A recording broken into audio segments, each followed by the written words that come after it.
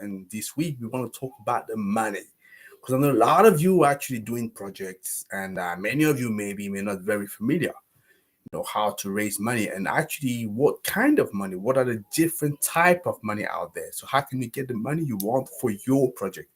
That is what I want to cover for you in those 5 minutes, right? To make you smarter on that. And we're going to start this week. We're going to start by talking about one source of funding that is one that I think many people wouldn't know, right? We want to talk about grants and subsidies. Yes, it's a type of funding for renewable energy businesses. And in today's world, the need for renewable energy is more pressing than ever, and government are pouring grants and subsidy to make sure that they can play a critical role in financing those projects. So what is those grants and subsidies? So government grants and subsidies are a financial incentive that are provided by those government to support the development of the space of renewable energy projects. Then take the form of direct payment, or it could be tax credit, or it could be any other incentive. And they are designed to make sure that they reduce the costs of renewable energy projects and make them more attractive for other investors, right? So let me just give you an example of some government that will do that in Africa.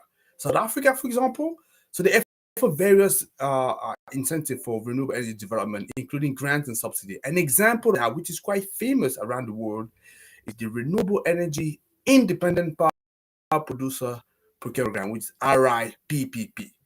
They provide long-term contract and subsidies, to private developers to build and operate those assets, those green assets in the country. But South Africa is not the only one. So you also have a country like Morocco, right? So the Moroccan government has established the Moroccan Agency for Solar Energy, Mazen, right? Very, very famous. I think they are quite obviously quite serious player, and they're doing great things to promote the development of solar energy in the country. And Mazen will provide these subsidies and financing to support the development of solar energy projects, including large-scale solar and smaller-scale rooftop solar system.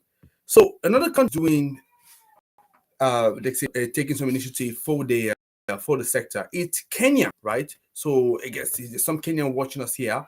They'll be familiar with that. But the government offers as well incentive for development. That can be in the form of tax credits, grants, but also subsidies, right? So you have, for example, the Kenya Energy Funds. It provides financing, but also technical assistance. You will see sometimes a lot of a case. So it may not be the money that you need, but it's technical assistance, and technical assistance that anyway you would have used to go and pay somebody to give you the help that you need technically. Yeah, sometimes they will give it as well for you like that. So Ethiopia is another government. So the Ethiopian government has established the Energy and Water Ministry to promote the development of renewable energy in the country. So the ministry will provide subsidies, but also financing to support the development of the project, including wind, solar, and hydro energy projects. So another country that's doing well in the continent, it's Senegal, right? Senegalese government, they've established the Senegalese Agency for rural electrification, that's ASER, and they promote the development of the space as well in the country, and they will provide subsidy and financing for people that may require it. So the main government that will provide as well this kind of. I just wanted to give you some example of that. So there are many benefits, right? So having grants and subsidy. So one of the benefits of grants and subsidies that they can reduce the cost of energy projects, making them more affordable for consumers, but also businesses. And they also provide a stable source of funding for renewable energy companies, which can use which can we can use that for finance research to find other people that will also come and top up the money that are needed. And also the other is that this actually can attract investment, because usually the grant and subsidy will be used to sort of de-risk partly the project, or maybe absorb the more risk part of the business, so that when private sector is coming, a lot of those issues would have already been sorted with government money. Now they can actually focus on the more attractive bit. Yeah, so that's how as well. So it can be used, but there are challenges. Yeah, there are challenges. It's approach, and for example, they can be competitive, and many company and projects competing for limited funding, meaning that there's not enough money for everybody. And also, the application process can be very complex. And I know something. I've been involved with some of those application complex, and it's not that easy. Yeah.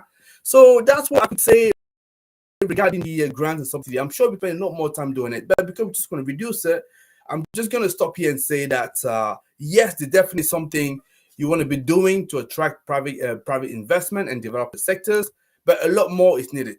So I see you tomorrow. We're going to talk about other way and financing those projects, and I'm sure you will like it. So if you like it, like, comment, and share with other people. So out of me, I'll see you tomorrow, and we're going to talk about another source of financing. Take care, guys. Bye-bye.